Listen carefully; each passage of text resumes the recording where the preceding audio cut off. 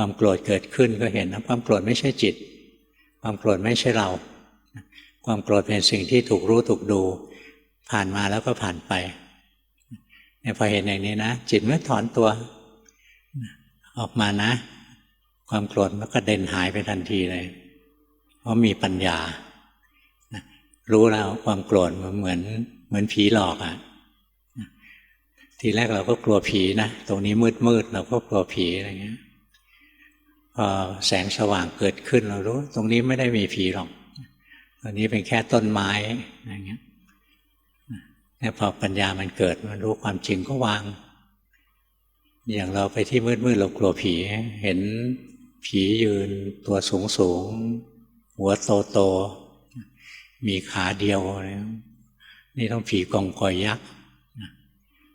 พอมันสว่างขึ้นมาไปดูนี่ต้นตาลอย่างเงี้ยพอปัญญามันเกิดนะมันก็หายหลงผิดหายโง่เนี่ยปัญญาเกิดจากอะไรมีจิตที่ตั้งมั่นมีสติรู้สภาวะที่กำลังมีกำลังเป็นด้วยจิตที่ตั้งมั่นและเป็นกลางปัญญามันจะเกิดรู้ถูกเข้าใจถูกไม่ใช่เรา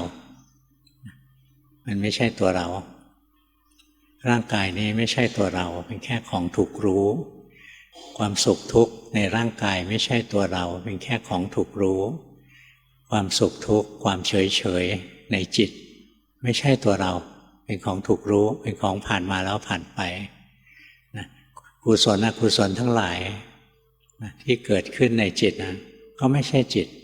นะทีแรกก็เรารู้สึกจิตเราโกรธคนทั่วไปมันโกรธนะมันไม่รู้ว่ากำลังโกรธหรอกมันโกรธมันก็อาละวาดไปข้างนอกเรามาปฏิบัติใหม่ๆเรารู้สึกว่าเรากำลังโกรธ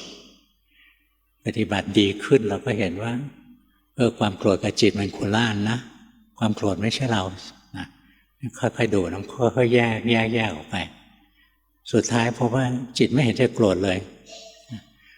แต่ว่ามันโดนความโกรธหลอกโดนโมหะโดนความหลงหลอกเลยคิดว่าเราโกรธ